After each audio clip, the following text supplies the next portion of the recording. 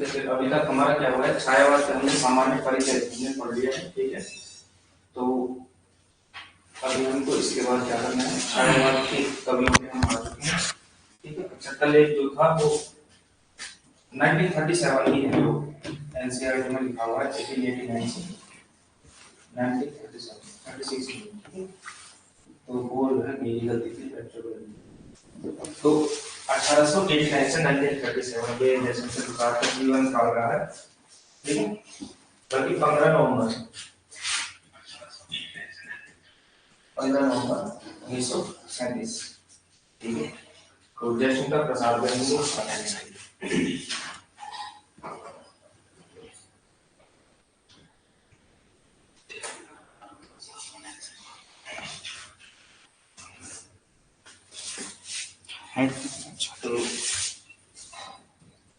तो सीधा सीधा करना है। शुरुआत जब इन्होंने करी जयशंकर प्रसाद ने, तो इनकी शुरुआत एक ब्रज भाषा के कवि के रूप में हुई।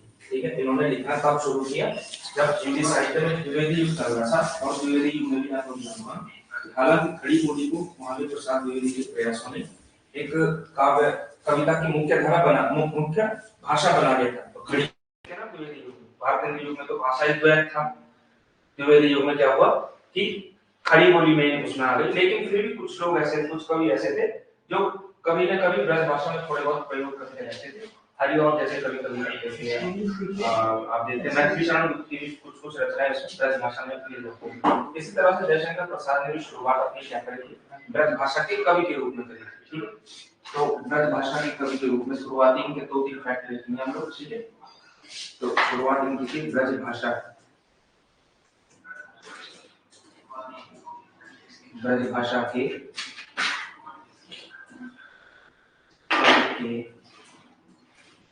रूप, ये आप सब हेडिंग डाल सकते हैं।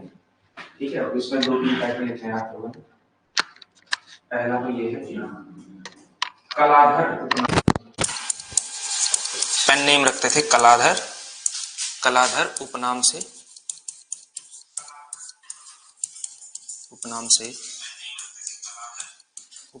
कविताएं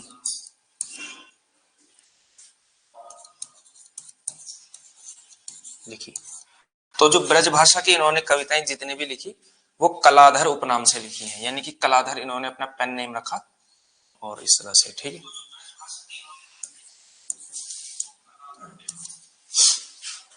तो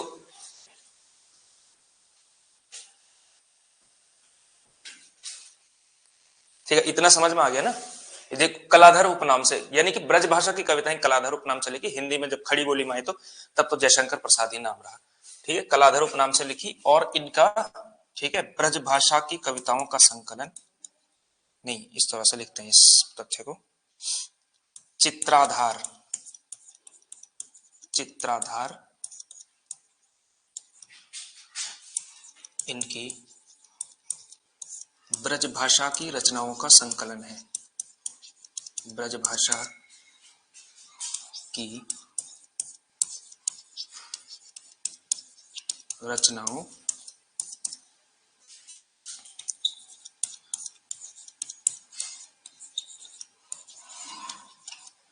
का संकलन है। तो जो ब्रज भाषा की रचनाओं का संकलन है, चित्राधार एक किताब है, तो उसमें जितने भी इन्होंने ब्रज भाषा की कविताएं लिखी उसमें सब कुछ इनका संकलन। तो ब्रज भाषा की कवि के रूप में प्रसाद के ये दो फैक्ट आपको ध्यान रखना है।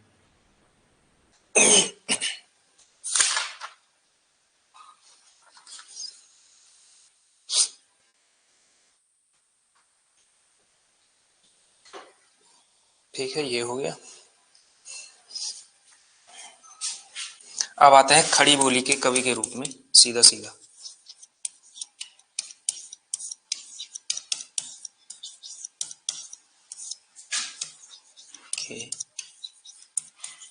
कवि के रूप में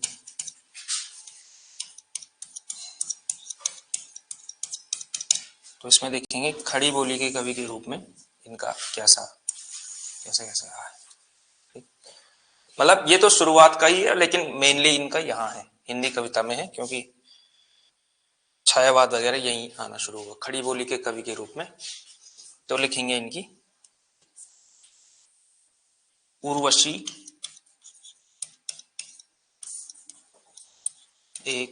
उर्वशी इनकी खड़ी बोली की पहली रचना है। खड़ी बोली की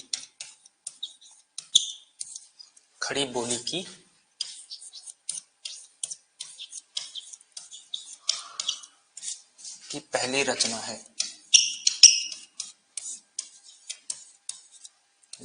जो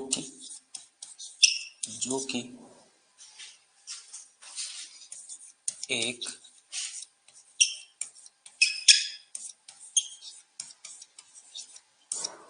चंपू काव्य है। क्या होता है चंपू काव्य? हाँ, बता रखा है ना, मैथिली शरण गुप्त की किसी एक रचना के बारे में चर्चा करते हुए बताया गया था कि वो भी एक चंपू काव्य है। तो इनकी जो पहली, इन्होंने खड़ी बोली में जो पहली लिखी उर्वशी, इनकी पहली रचना थी खड़ी बोली की।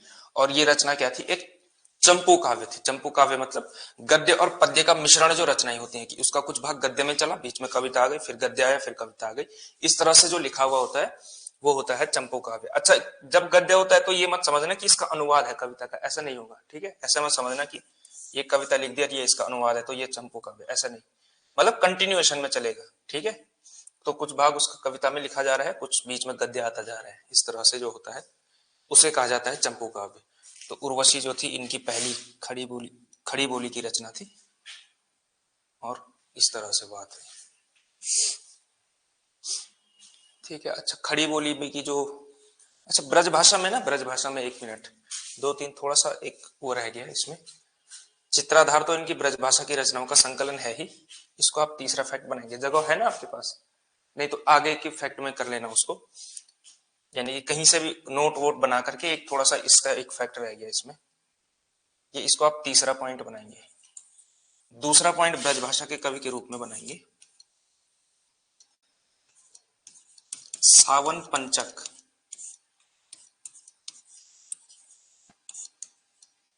सावन पंचक इनकी पहली कविता है, इनकी पहली, यानी कि ब्रजभाषा की कविता थी, इनकी पहली ब्रजभाषा की कविता है। जब फैक्ट्स के बीच कंफ्यूजन मत करना, ठीक है? अभी यहां आएगा कि खड़ी बोली है पहली रचना या ये वाली है पहली रचना, तो ध्यान रखना कि पहले तो इन्होंने ब्रजभाषा शुरुआत की, तो अगर पहली रचना पूछी जाएगी तो सावन पंचक ही है, और अगर खड़ी बोली के रूप में पूछा जाएगा तो उर्वशी है, ठीक है? तो सावन पंचक इनकी पहली ब्रजभाषा की कविता है। तो ये आप दूसरा फैक्ट है, और तीसरा फैक्ट ये आपको ध्यान रखना है, ठीक है? इसके बाद आते हैं हम, मतलब मेनली छायावादी उसमें, हाँ कविता है, रचना कविता, मतलब यहां हम कवि के रूप में ही पढ़ रहे हैं, ठीक है? इनका ना नाटक है, ना कहानी है, ना आलोचना है, केवल कवि के रूप में हम लोग अभी पढ़ रहे हैं। तो जितने भी आएंगे, जब तक गद्य का सेक्शन शुरू नहीं हुआ तब तक रचना का मतलब कविता है, ठीक है? तो जब जो सेक्शन आएगा उसमें वो उसका जो है रचना का मतलब हो जाएगा हमारे नोट्स में, ठीक है? तो ये थी पहली रचना, तो वो थी झरना को हिंदी में छायावाद का प्रथम काव्य स्वीकार किया जाता है। हाँ, तो अब इनकी जो है कुछ मेन रचनाएं हैं, इस पे हम लोग आना शुरू करेंगे। पहली रचना आपको लिखनी है झरना। अगली जो रचना है इनकी झरना। झरना, आंसू, लहर और कामायनी, ये 2-3 नाम तो आपको याद रखने ही पड़ेंगे, रखने ही रखने, भूलना बिल्कुल भी नहीं है कहीं से भी।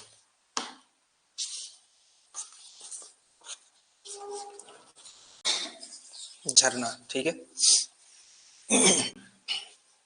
तो इसे छायावाद का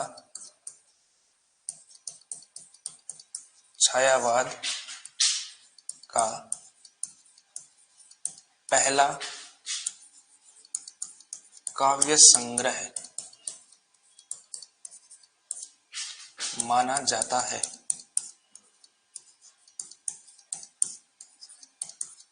ठीक है?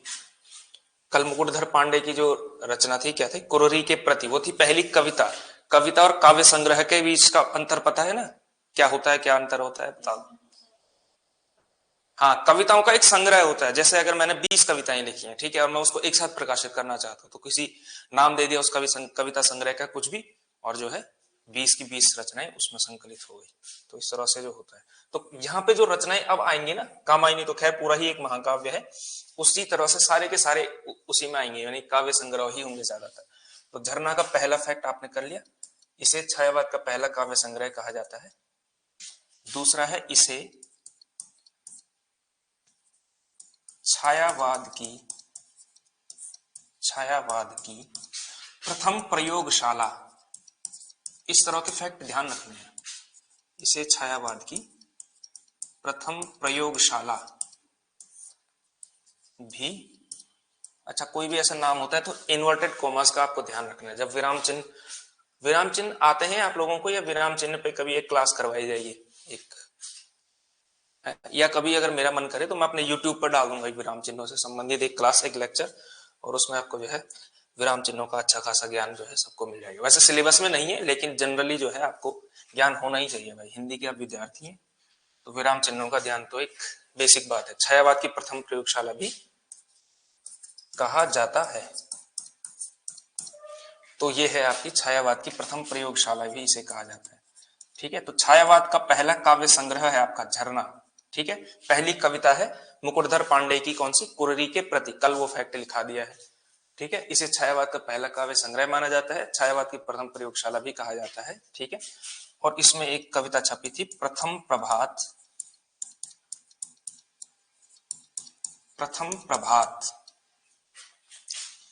झरना में संकलित, यानी कि इसमें झरना में, अच्छा चलो छोड़ो, इस तरह से लिखते हैं इसको, झरना में संकलित, थोड़ा लैंग्वेज जो है बनाने में बताने की दिक्कत होगी, झरना में संकलित, क्योंकि ये काव्य संग्रह है ना पूरा, तो इसमें कविता छपी हुई है, झरना में संकलित प्रथम प्रभात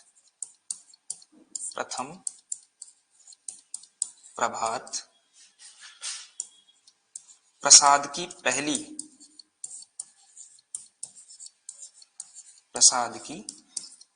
पहली छायावादी कविता मानी जाती है, पहली छायावादी कविता, यानी प्रसाद की पहली जो छायावादी कविता वो कौन सी है, प्रत्येक छायावादी कविता मानी जाती है, ये। तो झरना में संकलित प्रथम प्रभात प्रसाद की पहली छायावादी कविता मानी जाती है। झरना आपको जरूर ये याद रखना, झरना, आंसू, लहर, कामायनी, महाराणा का महत्व, ये 2-4 रचनाएं ऐसी है जो आपको ध्यान रखनी है, ठीक है। चित्राधार हमने कर ही लिया है, अब आते हैं हम लोग सीधा आंसू पे, या फिर आंसू को थोड़ा सा अलग तरह से करते हैं, चलो। झरना, आंसू, वो टेबल लास्ट में बना लेंगे जो मैं आपसे बनवाना चाह रहा हूं कि कौन सा काव्य रूपों के आधार पे जो है कैसे डिवाइड किया जाए। आंसू, ठीक है। आंसू क्या है, आंसू बहुत इंपॉर्टेंट रचना है, ठीक है, प्रसाद की भी और मतलब पूरे हिंदी साहित्य की, क्योंकि ये एक विरह प्रधान स्मृति काव्य है। आंसू एक विरह प्रधान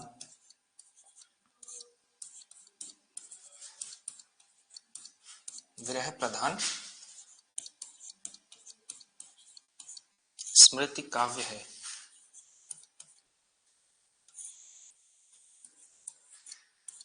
ये एक विरह प्रधान स्मृति काव्य है, और आंसू का महत्व जो है, अच्छा विरह प्रधान, विरह तो समझ गए होंगे, स्मृति काव्य समझते हैं आप किसी की, यानी कि इसकी सेंस क्या है कि याद में लिखा हुआ काव्य, और विरह जो है उसमें जो है केंद्रीय भाव है उसका, ठीक है। और फिर 2 बार ये छपा हुआ है, और इसके बारे में एक फैक्ट आपको रखना है, इसे हिंदी का मेघदूत भी कहा जाता है, इसे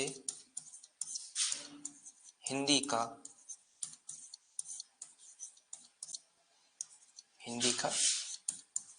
मेघदूत भी कहा जाता है।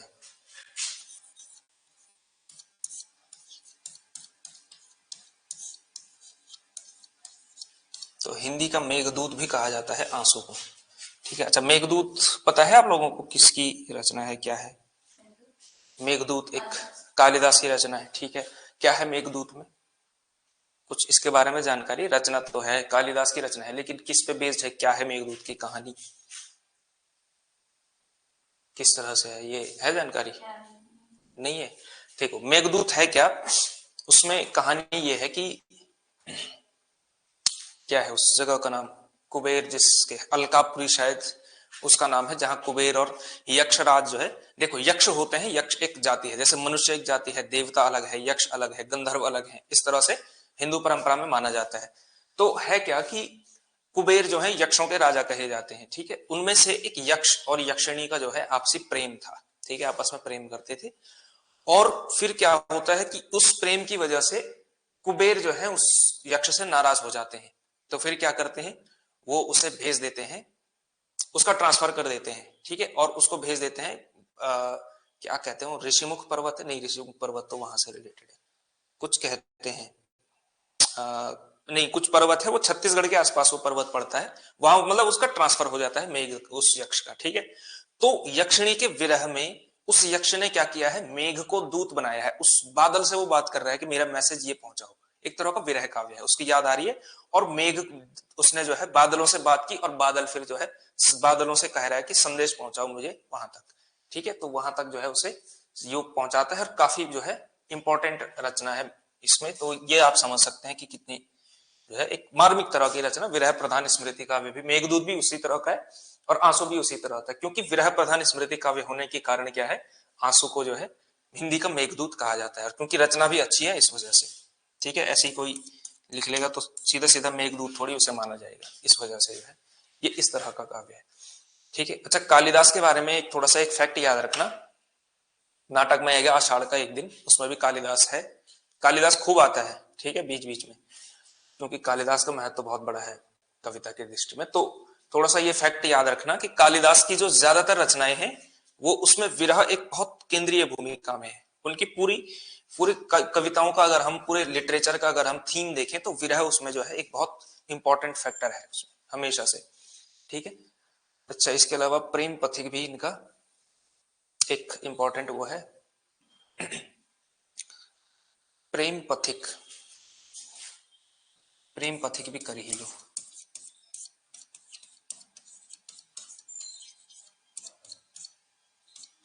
प्रेम पथिक इसमें लिखेंगे पहले ब्रज भाषा में, पहले ब्रज भाषा में, पहले ब्रज भाषा में लिखा गया,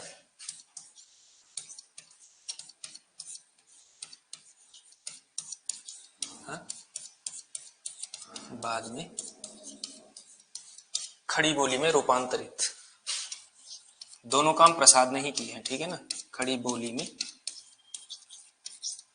खड़ी बोली में रूपांतरित।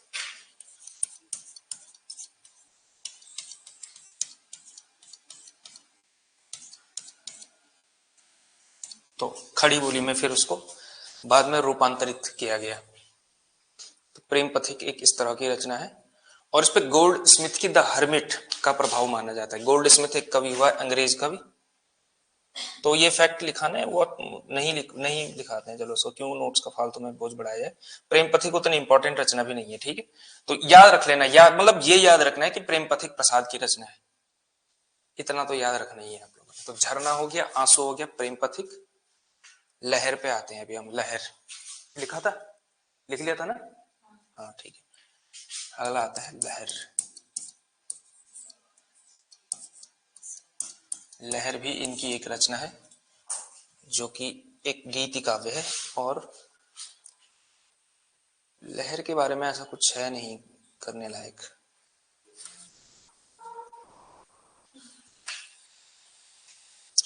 तो लहर का बस नाम इंपॉर्टेंट है, बस इसमें कोई ऐसा फैक्ट है नहीं जो हमें जो है याद रखना हो। तो इसमें आप ये लिख सकते हैं कि प्रसाद का महत्वपूर्ण गीति काव्य, प्रसाद का महत्वपूर्ण महत्वपूर्ण गीत काव्य, महत्वपूर्ण गीति काव्य है।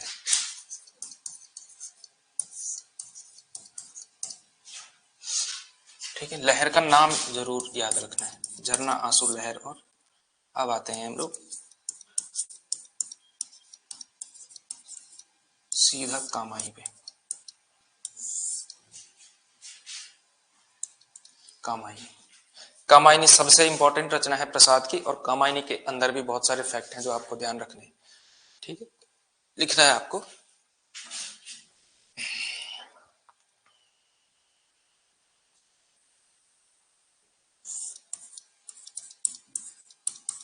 प्रसाद की महाकाव्यात्मक रचना है।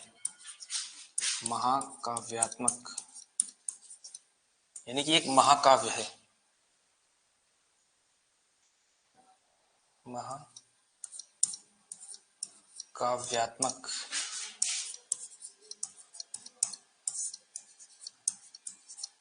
रचना है, प्रसाद की महाकाव्यात्मक रचना है। ठीक है, अगला लिखना है हिंदी का अंतिम महाकाव्य माना जाता है। हिंदी का अंतिम, अंतिम महाकाव्य मतलब अंतिम सफल महाकाव्य। बाकी अब आजकल कोई महाकाव्य लिखेगा तो उसकी इंपॉर्टेंस उतनी ज्यादा होगी नहीं। तो हिंदी का अंतिम महाकाव्य यानी कि जिसको फेम भी मिली है, जिसको स्वीकृति भी मिली है साहित्य की दुनिया में, हिंदी का अंतिम महाकाव्य माना जाता है। और ये बहुत डिबेटेड महाकाव्य है, इस पे इतनी रिसर्च हो चुकी है, मतलब कोई ऐसी धारा नहीं है, कोई ऐसा आलोचक नहीं बचता जिसने इनकी कामायनी के ऊपर कुछ ना कुछ नहीं लिखा हो। ठीक है, मुक्ति बोध से लेकर के नामवर सिंह से लेकर के बड़े बड़े जो है आलोचकों ने इनकी इसके बारे में लिखा हुआ है। ठीक है, तो ये ध्यान रखना है आप लोगों ने, हिंदी का अंतिम महाकाव्य माना जाता है। अच्छा, कामायनी है क्या? ग्रेजुएशन में पढ़ा है कभी कामायनी? क्या है कामायनी के बारे में कुछ कुछ तो पता होगा। ठीक है, अभी इसके 15 सर्ग जरूर ध्यान रखना है आप लोग, 15 सर्ग याद करके लाने हैं, अभी मैं करवाऊंगा उसमें। ठीक है, देखो इसमें है क्या, इसमें शुरू होती है, इसमें ना जो मानव सभ्यता है जो हमारी उसमें मानी जाती है, यानी जो हिंदू परंपरा में मानी जाती है कि मानव सभ्यता का विकास क्रम किस तरह से रहा। देव सभ्यता का विनाश हुआ, उसके बाद प्रलय हुई। ठीक है, और फिर जो अवतार होता है, कौन सा अवतार हुआ था उस टाइम पे? मत्स्य अवतार, पहला अवतार, मछली का अवतार, मनु वाला, वही मनु की कहानी है। वो लेकर के नाव पे लेकर के चले गए, अकेला मनु बचा। मनु ने फिर आगे चल करके मानव सभ्यता बढ़ाई, मनु से ही मनुष्य बनाया ना, मनु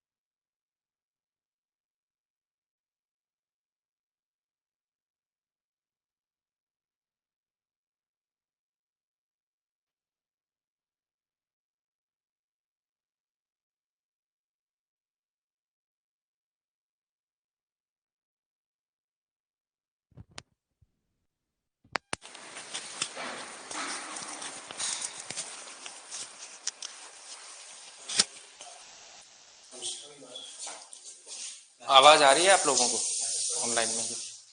अरे कहाँ से आएगी भाई आवाज, बहुत दिक्कत है।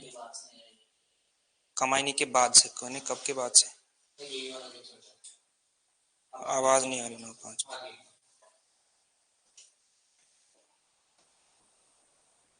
अच्छा कमाईनी से बताना है फिर से, ठीक है। आप लोग थोड़ा सा व्हाट्सएप पे जवाब दो, अगर वहां से तो खैर मैं जवाब ले नहीं पाऊंगा, तो उसमें थोड़ा सा आप बता देना अभी आवाज आ रही है कि नहीं आ रही है। कमाईनी वरना दोबारा हो जाएगा, ऐसे कोई वो नहीं है।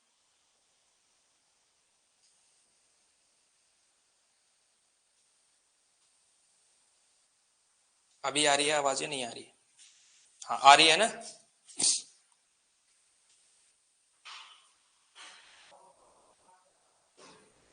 ठीक है, कामायनी की स्टोरी हम लोग शुरू कर रहे थे ना, तो मैं वही बता रहा था कामायनी के बारे में, तो अब थोड़ा सा दोबारा कर लेते हैं, ठीक है। तो कामायनी की कहानी जो है ये शतपथ ब्राह्मण से मूलतः ली हुई है। कहानी कहां से शुरू होती है कि देव सभ्यता का विनाश हो चुका है, देव सभ्यता के विनाश से कहानी जो है शुरू होती है। देव सभ्यता विनाश हो चुकी है, उसके बाद मानव सभ्यता का विकास क्रम जो है वो दिखाया हुआ है।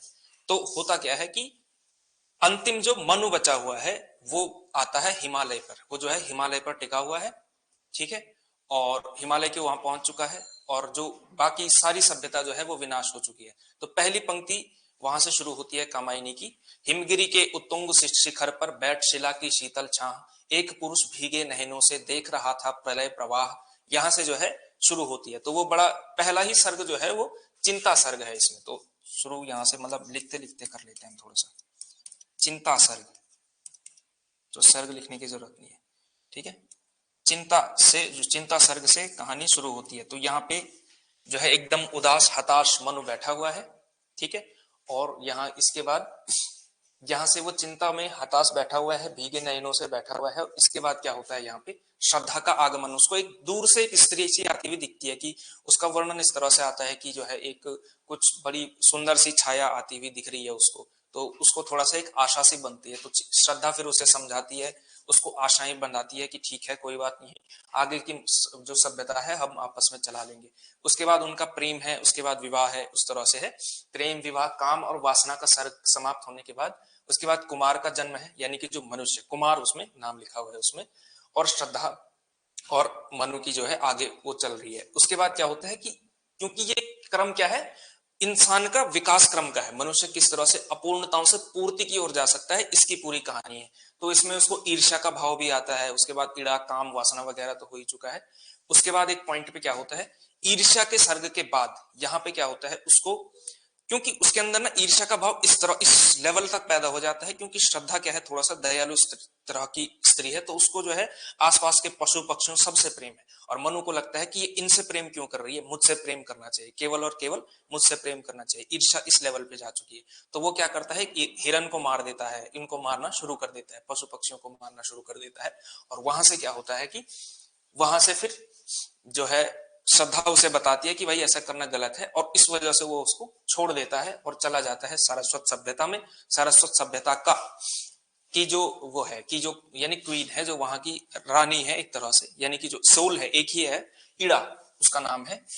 तो ईड़ा है, ईड़ा ये जो है कामायनी में कहीं ना कहीं बुद्धि का प्रतीक है, ठीक है। श्रद्धा मैंने आपको बताया कि किस तरह की लड़की है, थोड़ा सा भावुक तरह की लड़की है और इस तरह की लड़की है।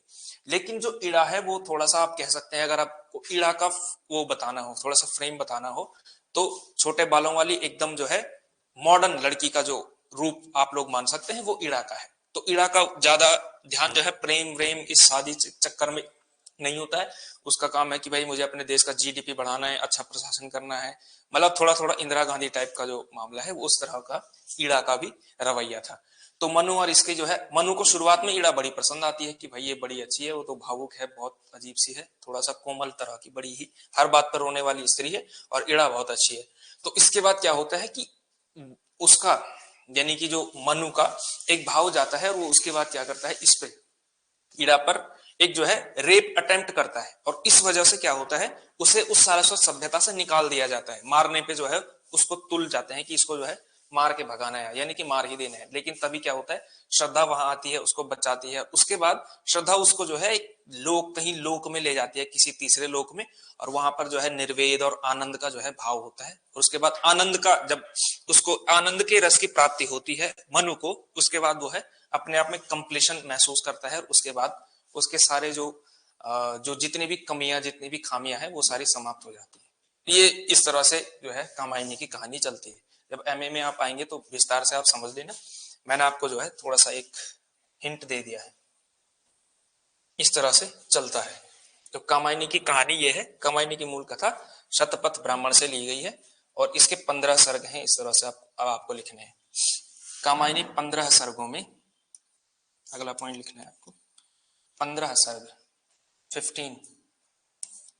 15 सर्गों में 15 सर्गों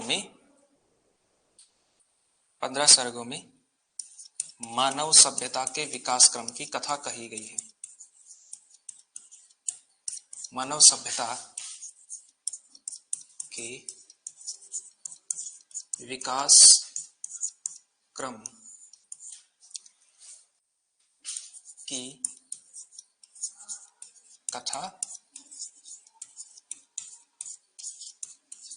कही गई।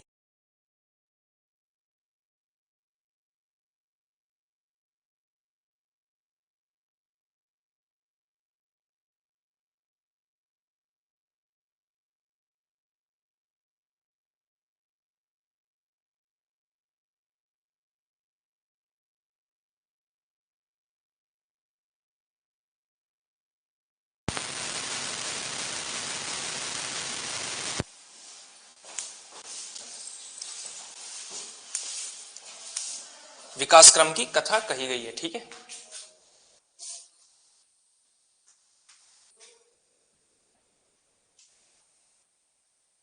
अब दिख नहीं रहा।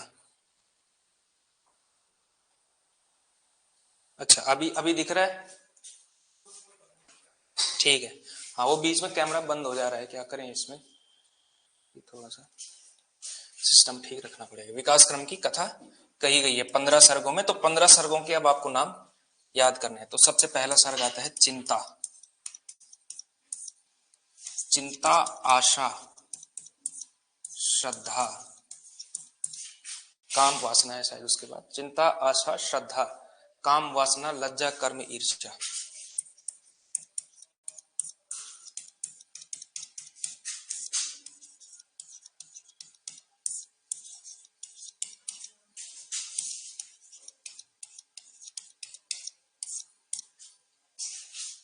लज्जा, कर्म, ईर्ष्या। इसके बाद आता है ईड़ा। बीच में कॉमा करते रहना, ठीक है। ईड़ा, स्वप्न, संघर्ष, निर्वेद, दर्शन। ईड़ा के बाद स्वप्न, संघर्ष,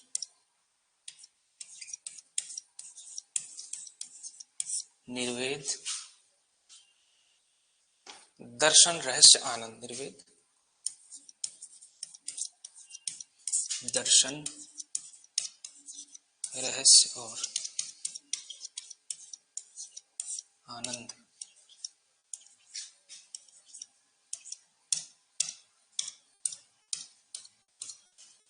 जो है इस तरह से ये है। चिंता, आशा, श्रद्धा, काम, वासना, लज्जा, कर्म, ईर्ष्या, ईड़ा, स्वप्न, संघर्ष, निर्वेद, दर्शन, रहस्य और आनंद। ये 15 हो रहे हैं। 1 2 3 4 5 6 7 8 9 15। ठीक है, 15 हो रहे हैं। ये आपको 15 के 15 सर्ग का नाम याद करना है। ठीक है, वरना आपको एक काम करना है कि कामायनी की जो कथा है उसको अगर आप लोग मतलब सही से याद कर लेंगे तो इनका सर्गों का क्रम भी आसानी से याद हो जाएगा। 1 1.5 पेज की कहानी आपको मैं भेज दूंगा कहीं से, नोट्स वगैरह में। तो आपके ग्रुप में डाल दूंगा या कहीं भी डाल, ग्रुप में ही डालूंगा और कोई कहाँ है, ग्रुप में जो है वो डाल देंगे आप। ठीक है, ठीक है। तो ये आपका ये है। तो इसके बाद आगे के फैक्ट अगले उसमें लिख लिया ना सबने, ऑनलाइन में सबने लिख लिया होगा। चिंता, आशा, श्रद्धा, काम, वासना, लज्जा, कर्म, ईर्ष्या, ईड़ा, स्वप्न, संघर्ष, निर्वेद, दर्शन, रहस्य और आनंद। ठीक है, तो लिख लिया होगा।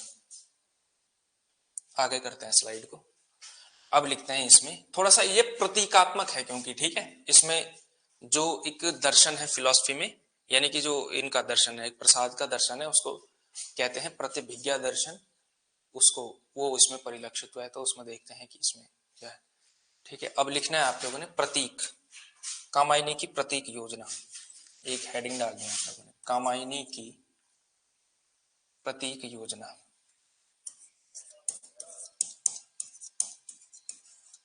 कामायनी की प्रतीक योजना, कामायनी की प्रतीक योजना। एक तरफ लिखना है आपको पात्र, दूसरी तरफ लिखना है आपको प्रतीक, यानी कि ये किसका प्रतीक है। पात्र एक तरफ लिखना है आपको मनु, मनु है मन का प्रतीक। ठीक है, श्रद्धा, श्रद्धा है आपके हृदय का प्रतीक।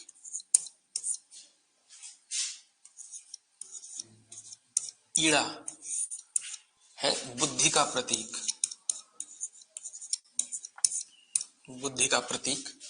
और बच गया क्या, कुमार, कुमार जो कि श्रद्धा और मनु का पुत्र है, उसका वो है आपका मानव का प्रतीक। तो ये चार आपको प्रतीक याद रखने हैं।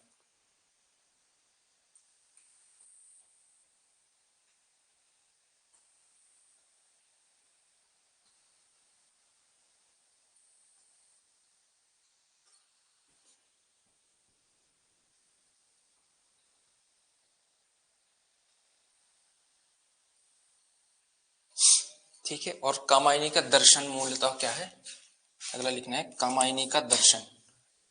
ये हिस्सा दिख रहा है ना, हाँ, कामायनी का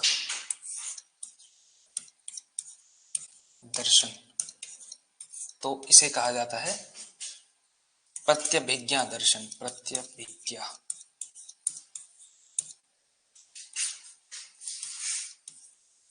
दर्शन, जो फिलॉसफी इसमें कही गई है वो है प्रत्यभिज्ञा दर्शन। थोड़ा बहुत गांधीवाद सारे आ जाते हैं, लेकिन वो सेकेंडरी है।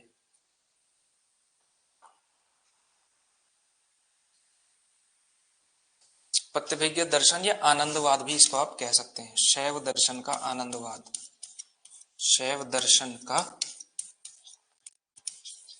शैव दर्शन का आनंदवाद।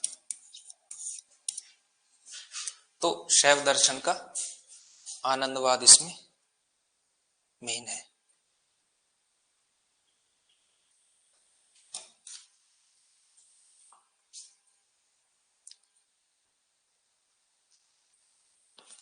कामायनी में मुख्य रस शांत रस,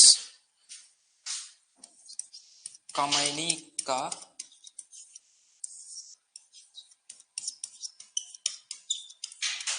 मुख्य रस क्या है, शांत रस। रस आपको बताया गया है शांत रस, और शांत रस का जो भाव होता है, स्थायी भाव, उसे कहा जाता है क्या, निर्वेद। तो निर्वेद जो है इसका मूल जो भाव है इसका, और शांति रस इसका मुख्य रस है कामायनी का। ठीक है, तो वैसे आनंद मूलक शांति रस उसको कहा जाता है, शांत रस, आनंद मूलक शांत रस, इसके सेंस में शब्द यूज होता है। शांत रस ध्यान रख लेना, कामायनी का जो है ये वाले भी हो गए, कामायनी का मुख्य दर्शन, कामायनी का मुख्य रस। कुछ बच जाता है, हाँ, इसके बाद कुछ आलोचकों के कथन बच जाते हैं। एक लाइन आपने लिखनी है इसके बारे में कि कामायनी है क्या। एक लाइन लिखेंगे, कामायनी में बुद्धिवाद के विरोध में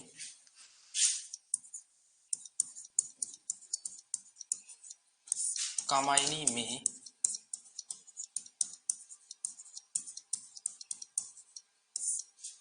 बुद्धिवाद के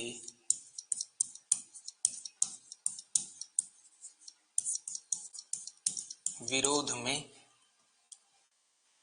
बुद्धिवाद के विरोध में हृदय तत्व की प्रतिष्ठा करते हुए, बुद्धिवाद के विरोध में हृदय तत्व की प्रतिष्ठा करते हुए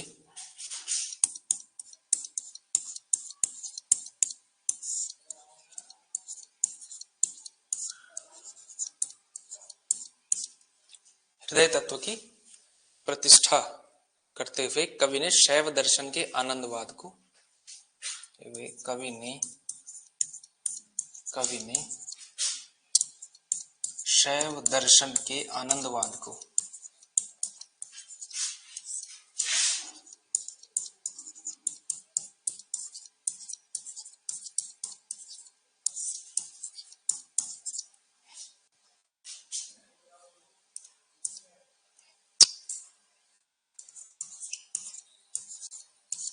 के आनंदवाद को, शैव दर्शन के आनंदवाद को जीवन के पूर्ण उत्कर्ष का साधन स्वीकार किया है।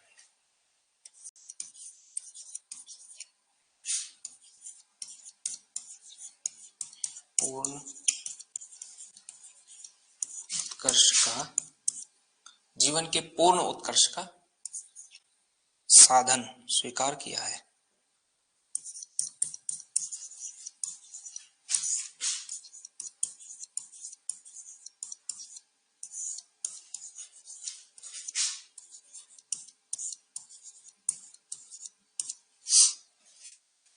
जीवन के पूर्ण उत्कर्ष का साधन स्वीकार किया है। ठीक है, अब थोड़ा सा इसमें एक लास्ट एक चीज बच जाती है, कामायनी के संबंध में विद्वानों के कथन। इसको अगर मैं थोड़ा ऊपर कर पाता तो, ऊपर करने का ऑप्शन नहीं है इसमें, ये चलो अगले ही उस पर कर लेंगे। ये लिख लिया था ना, ठीक है, ये वाला लिख लिया है, मुझे लगता है ऑनलाइन वालों ने भी लिख लिया होगा। कामायनी के संबंध में विद्वानों के कथन, अगला आपको लिखना है, कामायनी के संबंध में विद्वानों के कथन।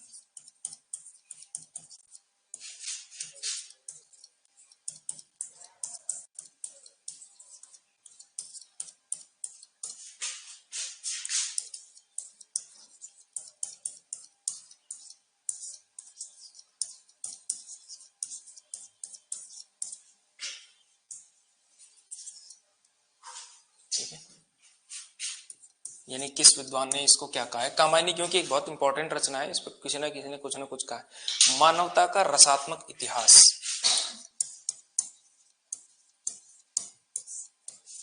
मानवता का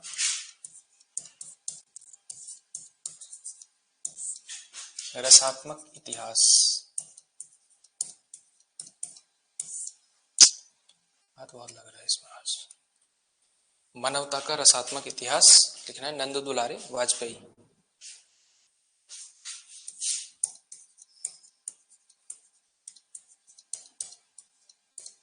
नंद दुलारे वाजपेयी, तो नंद दुलारे वाजपेयी ने कहा है मानवता का रसात्मक इतिहास। अगला लिखना है आपको, छायावाद का उपनिषद, उपनिषद, यह है शांतिप्रिय द्विवेदी। शांतिप्रिय द्विवेदी का नाम छायावाद में ही आता है केवल, और वो भी थोड़ा बहुत आता है। इन्हें पहला प्रभाववादी आलोचक माना जाता है हिंदी साहित्य में, शांतिप्रिय द्विवेदी। ठीक है, सबसे इंपॉर्टेंट वैसे नाम और सिंह का है, मानव चेतना के विकास का महाकाव्य, मानव चेतना के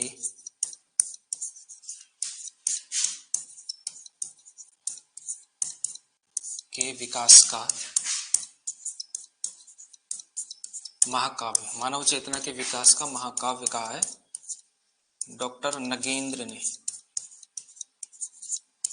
डॉक्टर नगेंद्र।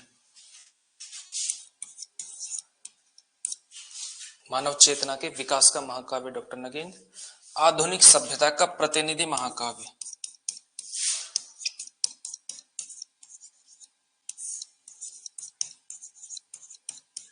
आधुनिक सभ्यता का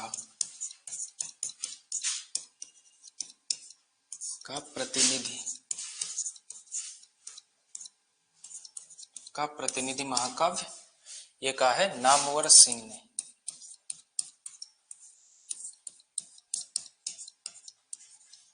नामवर सिंह ने। और रहस्यवाद का पहला महाकाव्य सूर्यकांत त्रिपाठी निराला ने।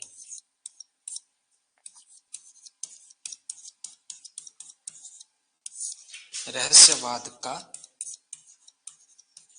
पहला महाकाव्य ये कहा है सूर्यकांत त्रिपाठी। सूर्यकांत त्रिपाठी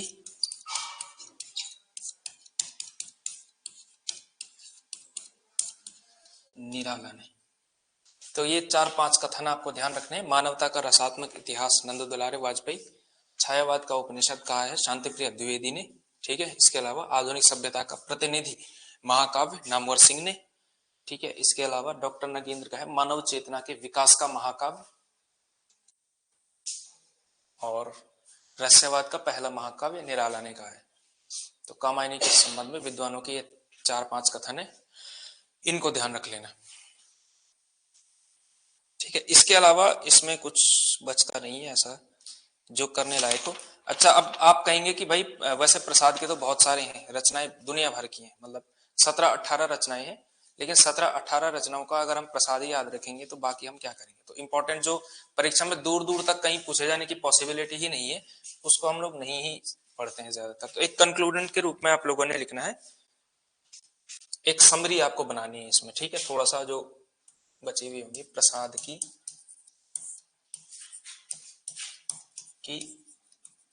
रचनाएं, ये टेबल से आपको बनानी है, केवल कुछ नहीं करना है इसमें।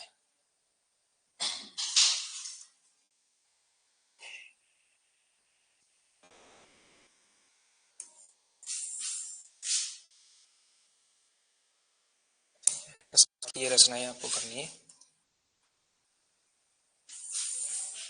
3 प्रकार की रचनाएं हैं।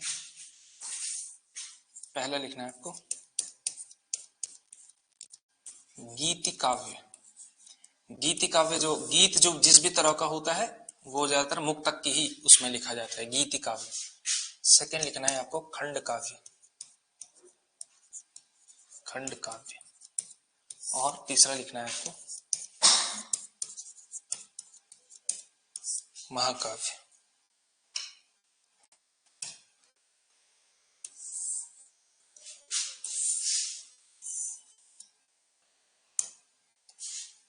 बार बार करना पड़ेगा ये।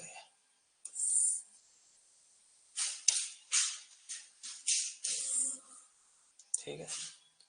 ये है गीति काव्य में आप लिखेंगे सेम टू सेम ऐसा ही टेबल बना सकते हैं, कोई दिक्कत नहीं। कानन, कुसुम, झरना और लहर।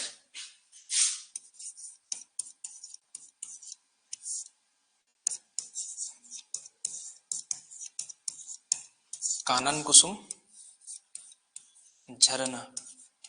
झरना मैंने आपको जैसे उसमें जिस तरह का वो काव्य संग्रह है, तो वो गीत काव्य संग्रह ज्यादातर गीत उसी में आता है, मुक्तक का ही संग्रह होता है, क्योंकि एक एक कविता उसमें होती है इस तरह से। झरना और लहर। ठीक है। खंड काव्य। खंड काव्य में आपको करना है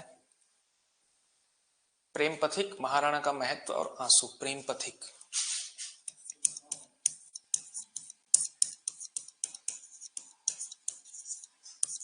प्रेम पथिक,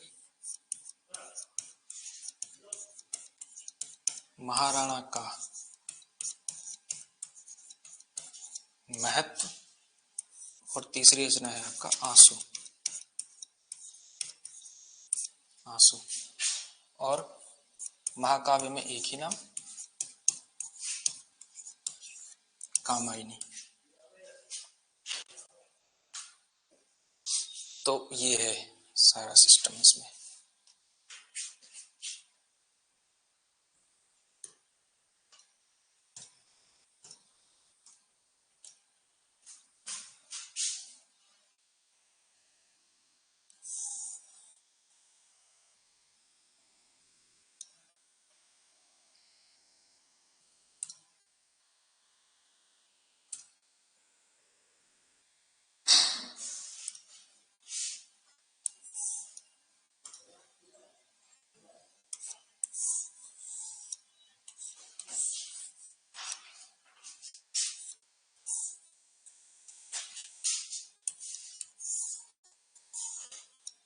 ये चार अति महत्वपूर्ण है, इसमें बाकी भी हैं, लेकिन मतलब जो जितनी यहाँ पे लिख ली इन सबको जो है याद रख लेना। वैसे झरना के बारे में याद कर लेना, लहर के बारे में कुछ ऐसा फैक्ट है नहीं, मतलब गीति काव्य है और इम्पोर्टेंट है। आंसू, आंसू के बारे में आपको बताया, स्मृति प्रधान विराखा, हिंदी का मेघदूत कहा जाता है। कामायनी की पूरी कहानी बताई, कामायनी के बारे में जितने भी फैक्ट लिखाए गए हैं सब ध्यान में रख लेना, ठीक है।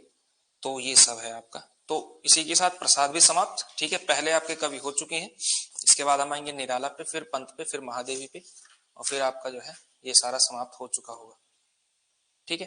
तो एक बार जरा प्रसाद की सारी रचनाएं देख लेते हैं कि कौन कौन सी कविताओं, मैंने कौन कौन सी रचनाओं का नाम हमने कम से कम डिस्कस किया। चित्राधार का हमने डिस्कस किया है, जो ब्रज भाषाओं का संकलन है इनका। इसके बाद हमने डिस्कस किया था प्रेम पथिक। प्रेम पथिक पे हम आए थे कि ये पहले ब्रजभाषा में लिखी थी, बाद में प्रसाद ने इसको खड़ी बोली में किया। इसके बाद हम आते हैं किस पे, इसके बाद हमने लिखा था झरना पे, है ना। हाँ, झरना पे लिखा है हमने। झरना पे हमने क्या कहा कि ये क्या है, एक कह सकते हैं कि ये पहला काव्य संग्रह है जयशंकर प्रसाद का, छायावादी, यानी कि हाँ पहला काव्य संग्रह है, और इसे छायावाद की प्रथम प्रयोगशाला भी कहा जाता है। और इसमें एक कविता संकलित है प्रथम प्रभात, उसे जयशंकर प्रसाद की पहली छायावादी कविता माना जाता है, ठीक है। लहर के बारे में मतलब कोई ऐसा फैक्ट उस तरह से हमने नहीं लिखा है कि जो इंपॉर्टेंट हो, ठीक है। आंसू, आंसू के बारे में हमने लिखा कि ये क्या है, एक विरह प्रधान स्मृति काव्य है, खंड काव्य है, और क्या कि ये हिंदी का जो है मेघदूत भी इसको कहते हैं।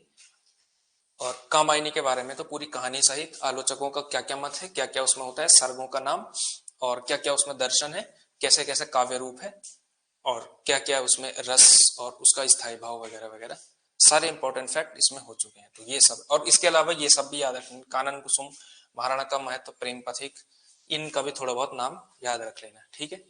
तो हो गया प्रसाद भी यहाँ तक समाप्त। कल हम निराला पे करेंगे, ठीक है। घर पे भी पढ़ते भी रहना है भाई, ऐसा नहीं है कि आप लोग केवल छोड़ रहे हैं अंत के लिए, घर पे पढ़ते भी रहना और करते भी रहना।